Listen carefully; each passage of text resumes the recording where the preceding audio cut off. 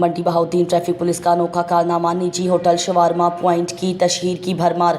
तफसीलात के मुताबिक गुज़िश्ता रोज़ ट्रैफिक पुलिस मंडी बहाउद्दीन की जानिब से सड़क पर डीएसपी की ट्रैफिक की ज़ेरे निगरानी नाका लगाया जाता है। मोटरसाइकिल सवार के पास डॉक्यूमेंट मुकम्मल होने पर सब इंस्पेक्टर उनकी हौसला अफजाई के लिए इनाम देते हैं। इनाम नहीं दिया गया जबकि ट्रैफिक पुलिस की जानिब से इनाम का ऐलान किया जाता है। जब इसको किसी निजी होटल शवारमा पॉइंट की जानिब से 15% डिस्काउंट का कहकर जाने दिया जाता है।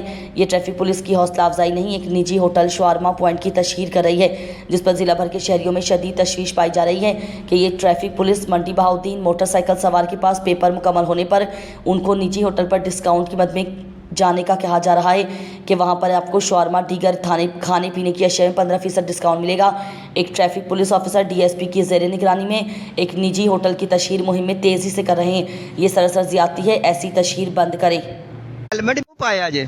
सेफ्टी वास्ते सेफ्टी वास्ते, सिर की हिफाजत वास्ते। वेरी गुड, शाबाश।